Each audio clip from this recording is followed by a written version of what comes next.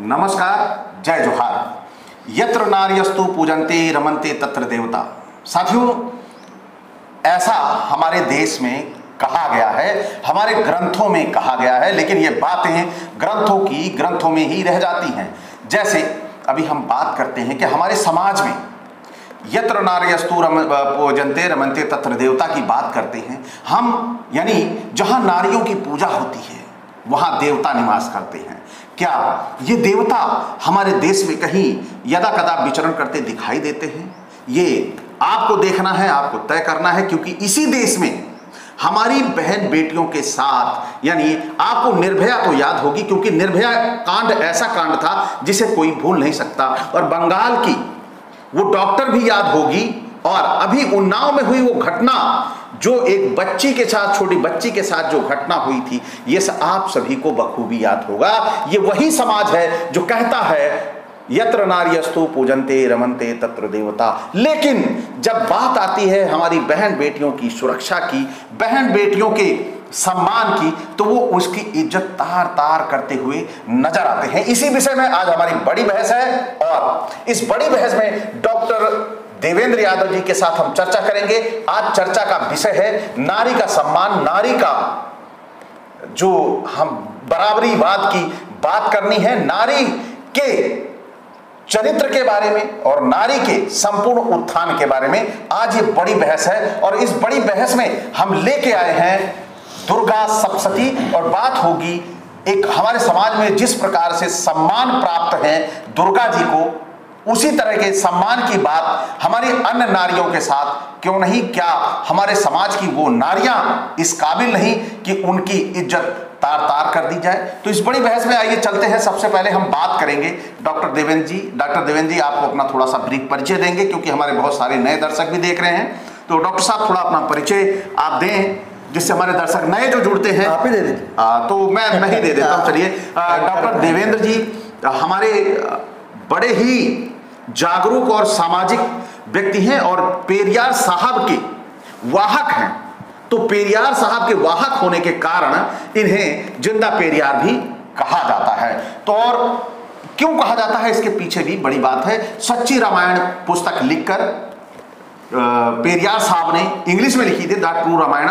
उसके बाद उसका हिंदी अनुवाद पेरियार ललाई सिंह यादव जी ने किया, और उसके बाद उसी क्रम को आपने भी वाहक बना लिया, यानी पेरियार के ही रास्ते पर आप भी चल निकले, और आपने जो हमारे समाज के लिए घातक शब्दों का इस्तेमाल किया गया था रामचरितमानस में, उन पन्नों को आपने फाड़ डाला, उसमें आग लगा दी कि इसमें हमारे समाज का अपमान है। तो वो रिलेट करता है सच्ची रामायण से, और उन चीजों से रिलेट करता है जहां से हमारे समाज के अपमान की बातें की गई हो, और जो अपने समाज को आगे लाने की बात करता है, अपने समाज के अपमान को, उसका प्रतिरोध करने की बात करता है, वह वास्तव में पेरियार होता है। तो आप हमारे जिंदा पेरियार हैं। और अब चलते हैं, आपका परिचय हो गया है, अब हम बात करते हैं कि कैसे हम अपने समाज में नारियों की स्थिति अच्छी बना सकते हैं, उनकी उन्नति कर सकते हैं, उन्हें समानता की नजर से देख सकते हैं। और बात करेंगे सबसे पहले हम दुर्गा पूजा की, क्योंकि दुर्गा पूजा ही हमारे समाज का एक आदर्श है नारी का, क्योंकि उन्हें देवी हमारा समाज भले ही आंखों में पट्टी बंधी हो, लेकिन हमारा समाज उसे आदर्श के रूप में मानता है। तो डॉक्टर साहब थोड़ा ये बताइए कि एक तरफ अपने माँ बाप को भले ही हमारे समाज का व्यक्ति उस भाव से ना देखता हो, लेकिन जब ये नवरात्र आते हैं तो उस समय वो आस्था के समंदर में इतना खो जाता है कि लगता है कि उससे अच्छा नारी का सम्मान करने वाला कोई नहीं है। लेकिन जब वास्तविक धरातल पे बात आती है तो वो इससे इतर नजर आता है। आखिर इसका कारण क्या है? देखिए, इसका कारण यह है कि हमारे जो धर्म ग्रंथों में जी नारियों के प्रति जिन शब्दों का इस्तेमाल किया गया है जी, वही जो है विवादपूर्ण है। जी जी जी। या यूं कहें कि वो गाली के समान है, या यूं कहें कि वो गाली है। हाँ, ये तो मानो मैं इस बात को। भाई, अरण्य कांड में लिखा गया है ना, नारी स्वभाव सत्य सब कहीं अवगुण आठ सदाउर रहे। जी। भ्राता पिता, और उससे भी आगे निकल गए। अच्छा, थोड़ा हिंदी में बता देते। अवधि मतलब आपने अवधि हाँ, थोड़ा हिंदी में बता देंगे। मतलब कि नारियों के अंदर नारी का स्वभाव ये कहता है कि उनके अंदर 8 अवगुण हमेशा रहते हैं। अच्छा। हाँ, काम, मोह, माया, हाँ, चपलता, हाँ, शंका, इस टाइप के जो 8 अवगुण है जो है, हाँ, तो क्या वो हमेशा मौजूद रहते हैं। ये 8 अवगुण पुरुषों में नहीं होते क्या साहब? अभी तो काम कौन अभी से ये तुलसीदास को पता होगा भाई है? अब तुलसीदास तो चले गए, काम से ही पीड़ित होके तुलसीदास गए थे, सांप पकड़ के चढ़ गए थे, ऐसी कहानी सुनने को मिलती है। काम तो था उनके एक लिखा गया है ना कि ऐसे कि जब तुलसीदास अपनी पत्नी के मायके गए थे, हाँ, हाँ, धिक धिक करे, ऐसे प्रेम को ऐसा कुछ करके लिखा गया है। हाँ, तुम्हारा ऐसा कौन सा प्रेम की पीछा करते करते जब मायके तक चले आए। जी जी। तो और तुलसीदास यही नहीं रुके, वो तो उससे आगे भी निकल गए। भ्राता पिता पुत्र उर्गारी पुरुष मनोहर निर्खत नारी। मतलब कि भाई हो, भ्राता पिता पुत्र, मतलब भाई पिता और पुत्र, जी जी, इसको देखते ही स्त्री जो है व्याकुल हो जाती है। किस लिए व्याकुल होती है भाई? पुरुष मनोहर निर्खत नारी, पुरुष मनोहर निर्खत नारी। और उसके आगे की जो लाइन है उसका मैं हिंदी अनुवाद बता देता हूँ। जी जी जी जी, बिल्कुल। कि जैसे सूर्यकांत मणि सूर्य को देख करके पिघलने लगती है, वैसे ही महिलाएं जो है भाई पिता और पुत्र को देख के पिघलने लगती। यानी पति को देख के नहीं, पति को किनारे हटाया। पति तो वही है, बड़े दिव्य पुरुष थे, बड़े दिव्य पुरुष थे। तो जब ये विचार हैं और उसी को लोग पढ़ते हैं, महिलाएं उसी को पढ़ती हैं, तो उनके साथ अत्याचार हो गई होगा भाई। निर्भया तो बहुत पुरानी घटना है ना। जी जी जी, जी। ये कलकत्ता में बंगाल के लड़की था। हाँ जी। और ये अभी साथ हो गया था जो। और आप जो है उसी पंडाल में माता को चुनरी चढ़ाते हैं, अब पंडाल के बाहर कहीं एक बच्ची की इज्जत लूटते हैं। ये क्या दर्शाता है? यही दर्शाता है कि आपकी मानसिकता जो है वही है, धर्मशास्त्रों वाली मानसिकता है। जी जी। तो वास्तविक रूप से वो देवी का चेहरा दिमाग में नहीं रहता कि हमारी देवी है। अरे देवी का चेहरा क्या, देखिए मैं एक किताब लेके आया हूँ, दुर्गा सप्तशती। जी जी जी, साथियों को, दर्शकों को भी दिखा दीजिए। दुर्गा सप्तशती में क्या लिखा हुआ है? देवी जी रक्त दंडिका का आकार बासुदा की भांति विशाल है, उसके दोनों स्तन सुमेरु पर्वत के समान है। सुन लीजिए आप लोग, जो है सुन लीजिए आप लोग, और फिर आप लोग तय करिएगा। वे लंबे चौड़े अत्यंत स्थूल और बहुत ही मनोहर हैं, कठोर होते हुए भी अत्यंत कामनीय हैं। ये वही आ गया पुरुष, वो नारी स्वभाव सत्य सब कहेंगे कि कामना एक शब्द है उसमें अवगुण में जो है कामनी तथा पूर्ण आनंद समुद्र है। ये माँ का वर्णन, ये माँ का वर्णन है, गीता प्रेस ने लिखा है। बहुत बढ़िया, बहुत बढ़िया। आगे सुनिए।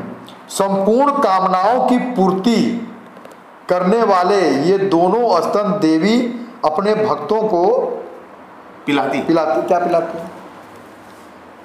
भक्तों को पिलाती। क्या पिलाती है?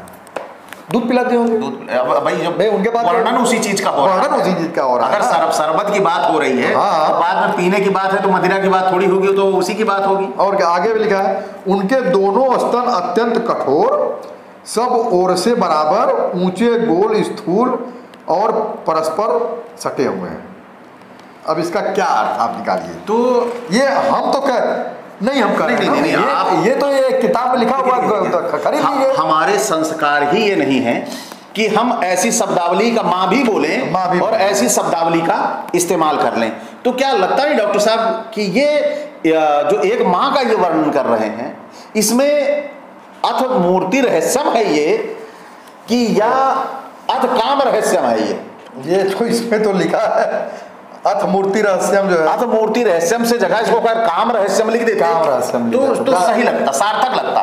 तब ये चीज हेडिंग के हिसाब से मैच करती है। लेकिन इन्होंने दोनों में जो हेडिंग है और जो अंदर जो लिखा हुआ है मैच नहीं कर रहा, दोनों में डिस्क्रिमिनेशन बहुत बड़ा है, बहुत बड़ा है। और कारण भी इसके पीछे, इसीलिए हमारे समाज में आज नारियां सुरक्षित नहीं है, कारण हमारे यही ग्रंथ है, इसी का अध्ययन करती हैं जी, और अपने भी सुनती हैं, दूसरे को सुनाती भी है। तो जो सामने वाला आदमी है वो तो कहेगा ना कि तो यही लिखा है, हाँ, ये इनके लायक है, तो लाओ मैं अत्याचार करूं जो है। बिल्कुल बिल्कुल भाई शिव पुराण की उमा संहिता के 24वें अध्याय में क्या लिखा हुआ है? अग्नि कितनी भी लकड़ी उसमें डाल दीजिए, अग्नि संतुष्ट नहीं होती। वो हमेशा लकड़ी चाहती है कि मैं कभी बुझूं नहीं, क्योंकि उसका स्वभाव ही जो है दूसरों को जलाना है, उसका स्वभाव दूसरों को बुझाना नहीं है, बुझाना नहीं है, तो वो लकड़ी चाहती है। यमराज कितने भी लोगों के खून पी ले, लेकिन वो संतुष्ट नहीं होगा। क्यों? क्योंकि उसका स्वभाव है लोगों का चूसना, लेके जाना यहाँ से, खून और उसको जाना। ठीक वैसे ही हमारी महिलाएं, ठीक वैसे ही महिलाएं कितने भी वो कर लें, समागम कर लें, लेकिन वो कभी संतुष्ट नहीं होती। तो ये स्त्री के लिए जगह एक किताब है राजकिशोर, बाणी प्रकाशन की, राजकिशोर जी उसके संपादक हैं जी। क्या औरतें तुम्हारे घर की खेती हैं, ये हेडिंग है। अच्छा। और उस हेडिंग के अंदर अभी ये देखिए, इस हेडिंग में ये जो मैंने कहा इसमें मैच खाता है कि क्या औरतें तुम्हारे घर की खेती हैं, तो उसमें ये चीज है कि औरतें तुम्हारे घर की खेती हैं। लेकिन इसके हेडिंग से इसके अंदर जो लिखा हुआ है वो मैच नहीं, इसीलिए करा है इन्होंने कि हेडिंग कुछ और रहेगी, अंदर मटेरियल कुछ और रहेगा, अंदर मटेरियल कुछ और रहेगा, कोई समझ नहीं पाएगा कि आखिर मामला क्या है। ये ऐसा ही करते हैं। तो इसके पीछे का बड़ा रहस्य, जैसे इन्होंने अभी आपने पुस्तक का नाम लिया, उस पुस्तक में लिखा गया है, और ये भी इसमें भी लिखा गया है साफ साफ, साफ साफ लिखा हुआ है। मान लीजिए क्या रुपए की किसी भक्त को चाहिए तो वो फोन कर अपने पैसे से खरीद के उसको जो भेज देंगे। 80 रुपए की है, मात्र 80 रुपए की है। और आप सभी पढ़ें, दुर्गा सप्तशती गीता प्रेस गोरखपुर ही नहीं, इसको जो भी प्रेस लिखता है, कोई भी प्रेस लिखेगा तो संस्कृत का जो अनुवाद है उसका अर्थ यही निकलेगा। गीता प्रेस की भी इसमें गलती नहीं है, लेकिन समझने की गलती है कि हमने मां के स्वरूप का कितना गलत वर्णन अपने दिमाग में बैठाने का प्रयास किया है इसके द्वारा। यानी कि जो ये लिख रहा था संस्कृत के ये जो शब्द, वो दुर्गा को अपनी प्रियतमा समझता था या मां समझ के बना रहा था, यह समझना बहुत जरूरी है। क्योंकि इस तरह का वर्णन बिल्कुल बिल्कुल कि विशाल वसुधा की भांति किसकी हिम्मत है इस तरह अपने मां के बारे में सोच ले, समेरु पर्वत के समान। तो इस तरह की अगर सोच कोई रखता है, और ऐसी ही सोच हमारे दिमाग में जा रही है, जो अपने मां के लिए इस तरह की सोच रख के गया है, तो उसे साथ में युवती दिखाई देगी। जाहिर सी बात है, पहले से बनेगा उसका भाई, वो इस जाहिर सी बात है उसे निर्भया दिखाई देगी सामने। देखिए, इसलिए वो किया गया है, जो पूरा जो दुर्गा पूजा का महिमा मंडन है जी, ये क्यों किया गया है, ये हमारे दर्शकों को समझना चाहिए। जी बिल्कुल, खास तौर से यादवों को समझना चाहिए।